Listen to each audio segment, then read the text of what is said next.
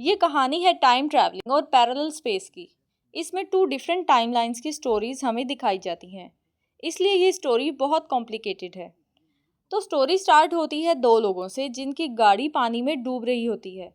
गाड़ी में एक लड़का होता है पेरिस और उसकी मॉम। पेरिस किसी तरह खुद को तो बचा लेता है, लेकिन उसकी मॉम डूबकर मर जाती है। उस हादसे को कुछ दिन गुजर जाते हैं, लेकिन पेरिस उस सदमे से बाहर नहीं निकलता।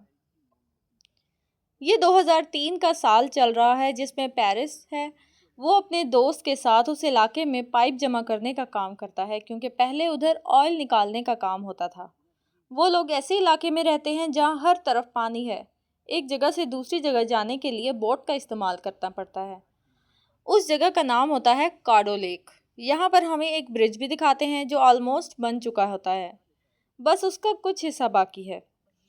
अब हम एक दूसरे टाइमलाइन में आकर एक लड़की एली को देखते हैं जो अपनी बहन ऐना के साथ है। ये 2022 का साल है। वो दोनों बहनें स्टोर से कुछ सामान लेकर अपने घर आती हैं। घर आने के लिए वो बोट का इस्तेमाल करती हैं, जिससे हमें पता चलता है कि वो भी कार्डो लेक की ही इलाके में रहती हैं। घर आकर वो दोनों घर वालों के साथ खाना खाती हैं। एली की मॉम है क्रिस्टल, लेकिन उसका फादर मर चुका है और उसकी मॉम ने डैनियल नाम के एक आदमी से शादी की हुई है और ऐना उन दोनों की बेटी है, मतलब एली की स्टेप सिस्टर है। एली 18 साल की है। वो अपनी फैमिली से खुश नहीं है, वो उसे अपनी फैमिली मानती ही नहीं, इसलिए वो स्टडीज़ के लिए बाहर जाना चाहती है और अपने रियल फादर का डेथ सर्टिफिकेट ढूंढ रही होती है ताकि अपने रियल फादर का नाम अपने नाम के साथ लगा सके। वो डैनियल को अपना फादर मानने के लिए तैयार नहीं होती। इधर ऐना भी आ जाती है। वो एली को अपना नेकलेस दिखाती है जो वो हर वक्त पहन कर रखती है, लेकिन एली ज़्यादा ध्यान नहीं देती। वो बस डेथ सर्टिफिकेट ढूंढ रही होती है, उसे कहीं भी नहीं मिल रहा। इतने में उधर क्रिस्टल भी आ जाती है। क्रिस्टल उसे समझाती है।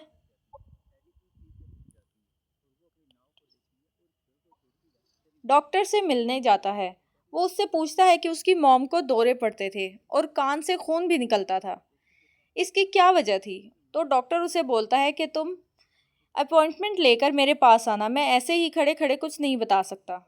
उसके बाद पेरिस घर आ जाता है। यहाँ हम एक लड़की को देखते हैं जिसका सी नाम है। वो पेरिस की गर्लफ्रेंड है। उन दोनों का रिलेशन अच्छा नहीं चल रहा। यहाँ सी उसे बोलती है कि अब वो उसे छोड़ कर चली जाएगी और कभी वापस नहीं आएगी। तो पेरिस किसी तरह उसे समझा लेता है और अपने पास रोक लेता है। और फिर जब वो दोनों बातें कर रहे होते हैं तो पेरिस कन्फेस करता है कि वो अपनी मॉम की डेथ की वजह से बहुत डिस्टर्ब है। उसे अब भी उसकी मॉम बहुत याद आती है। उसके अंदर अपनी मॉम को ना बचाने का रिग्रेट है। यहाँ फिर से 2022 का टाइमलाइन वाली एली को दिखाते हैं जो अपनी मॉम से लड़कर घर से निकली थी।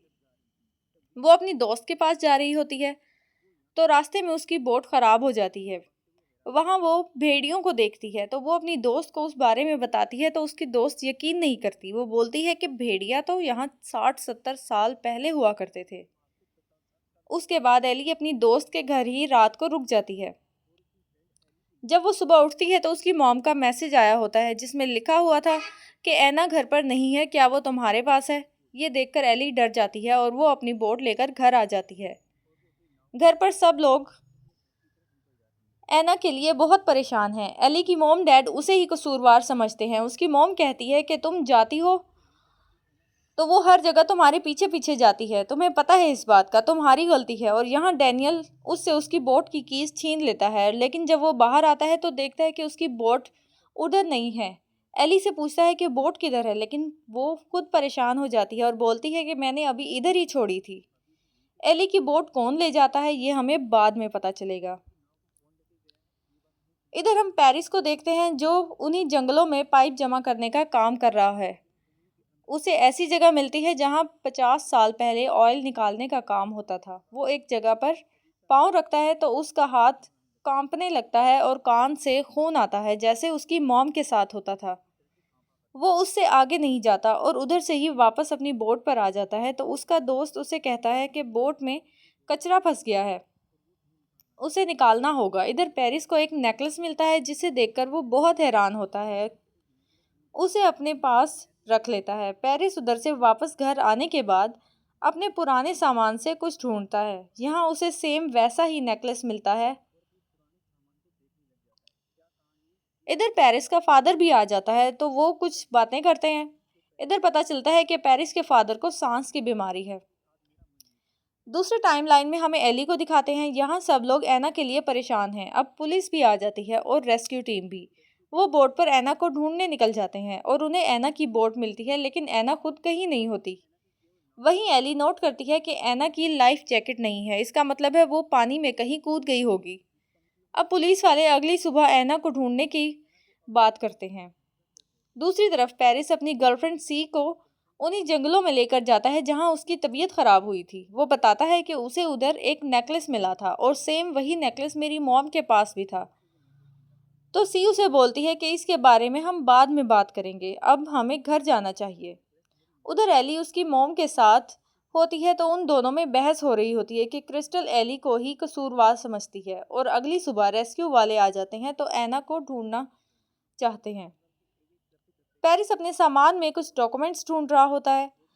वो अपनी मॉम की डायरी भी देखता है और नोट करता है कि जब जब हमारे इलाके में पानी का लेवल कम हुआ था तब तब मेरी मॉम को दौरा पड़ा, और वैसे ही दौरे मुझे भी पड़ते हैं। उसकी जीएफसी उसे समझाती है कि तुम्हारी प्रॉब्लम जेनेटिक है, तुम पानी को बस बहाना बना रहे हो। लेकिन पेरिस उसकी बात नहीं मानता। वो बोलता है कि इस मामले की मैं तह तक जाऊंगा, और वो अपनी जीएफ से मिलकर घर से निकल जाता है। इधर एली उसकी मॉम के पास है जहां उसकी मॉम उसे फिर से ऐना के गुम हो जाने का इल्ज़ाम दे रही है। तो एली अपनी बहन की पिक लेती है और अपनी बोट पर खुद ही ऐना को ढूंढने निकल जाती है। ये रात का वक्त है। इधर पुलिस भी ऐना को ढूंढ रही है। वो जंगल में जाती है और एक दरख्त से टकराकर आगे जाती है। उसे कुछ महसूस होता है। वो टाइम ट्रैवल करके किसी दूसरे टाइमलाइन में आ जाती है, लेकिन उसे इस बात का पता नहीं होता। वो देखती है कि उसकी बोट भी नहीं है और उसका फ़ोन भी उसी बोट में था। वो परेशान हो जाती है और अपने घर की तरफ जाती है किसी से लिफ्ट लेकर। वो घर आती है तो देखती है कि यहाँ है ना अभी अभी खोई है। सब लोग बहुत परेशान हैं। वो 2 दिन पहले के पास्ट में पहुँच चुकी है और ये बात एली भी समझ जाती है। वो बहुत हैरान होती है। यहीं पर वो सामने से खुद को देखती है जब वो 2 दिन पहले अपनी दोस्त के घर से बोट में वापस आई थी। इधर वो अपनी बोट लेके वहां से भाग जाती है। मूवी में पहले हम देखते हैं कि एली की बोट को कोई ले जाता है। दरअसल वो खुद एली ही होती है जो 2 दिन के फ्यूचर से आती है और बोट ले जाती है। एली फिर से जंगलों में जाती है। वहां वो ऐना की बोट देखती है और पास ही उसे ऐना भी मिल जाती है। उसे देखकर एली बहुत खुश होती है। यहाँ पेरिस भी उन्हीं जंगलों में आया होता है। वो अपनी मॉम के और अपने राज को जानना चाहता है। टाइम ला वो जंगल में उसी जगह जाता है जहाँ किसी भी टाइम लाइन में जाया जाता है। वहाँ से वो टाइम ट्रैवल करता है और देखता है कि ऐना उधर पड़ी है। वो उसे उठाकर उसकी हेल्प करने का डिसाइड करता है और यहाँ वो डैम को देखता है जो बन रहा होता है। वो सोचता है कि मेरे टाइम लाइन में तो ये डैम बनकर तैयार हो चुका है। वो समझ जाता है कि ये पास्ट का कोई ईयर है। वो यहाँ कुछ लोगों को ऐना को दे देता है और इसे हॉस्पिटल भेज देता है और उन लोगों से पूछता है कि ये कौन सा ईयर है। तो वो लोग बताते हैं कि ये 1952 है।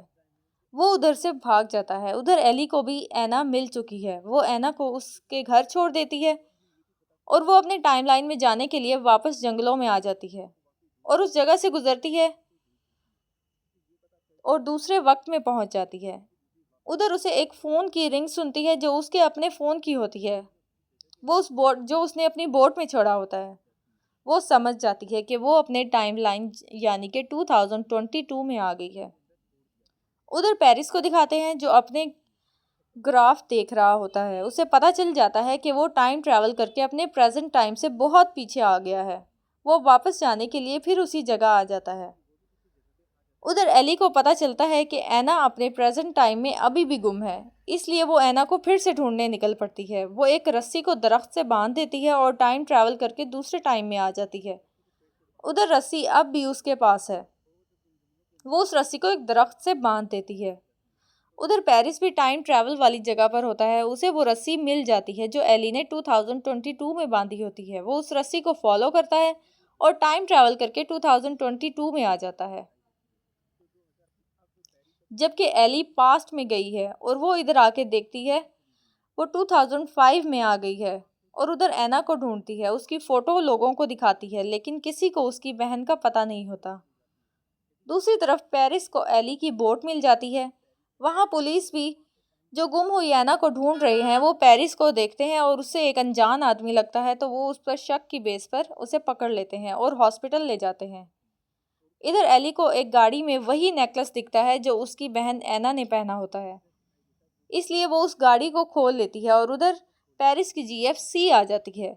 वो उस पर गुस्सा करती है कि तुमने मेरी गाड़ी कैसे खोली, तुम अंदर क्या कर रही थी। इधर सी के पास बहुत से पम्फलेट्स होते हैं जो उसने पेरिस को ढूंढने के लिए प्रिंट करवाए थे, क्योंकि 2005 में पेरिस को गुम हुए 2 साल गुजर चुके हैं। पेरिस 2022 में फंसा हुआ है। एली देखती है कि सी के पास छोटी सी बेबी गर्ल है जिसका नाम है एली। उसे यकीन नहीं आता, वो सी कोई और नहीं उसकी अपनी मॉम क्रिस्टल है और उसका फादर पेरिस है जो कहीं गुम हो गया है, जिसका डेथ सर्टिफिकेट उसे कभी मिला ही नहीं। ये सब रियलाइज़ करने के बाद एली जल्दी से एक कंप्यूटर शॉप पर जाती है और एना को सर्च करती है। उसे पता चलता है कि इस टाइमलाइन में भी एक एना है जो कि 1944 में पैदा हुई और आगे जाकर डॉक्टर बनी। उस एना का एक बेटा है जिसका नाम है पेरिस और सी उसकी गर्लफ्रेंड है। यानी कि ये वही एना है जो 2022 के टाइमलाइन से 1952 के टाइमलाइन में पहुंच गई है और वहां से पेरिस ने उसे हॉस्पिटल भेज दिया। और वही एना और एली की दादी है। उसके रियल पेरेंट्स पेरिस और सी हैं। अब एली सारा सच जान चुकी थी। अब 2022 में हम पेरिस को देखते हैं जो हॉस्पिटल में होता है। वो उधर से किसी तरह खुद को छुड़ा लेता है और वहीं हॉस्पिटल में उसे उसके डैड मिलते हैं जो अपनी आखिरी सांसें ले रहे थे। वो उनसे मिलता है और बताता है कि मैंने मॉम को देखा 1952 में और मैंने उनके नेकलेस भी देखे यहाँ के। उसे पता चल जाता है कि एना ही उसकी मॉम होती है। इतने में उधर पुलिस आ जाती है और वो वहाँ से भाग जाता है और एक गाड़ी को चोरी कर लेता है और उसके डैम के ऊपर से गुजरता है। वहाँ पुलिस उसका रास्ता रोक लेती है तो वो पानी में कूद जाता है।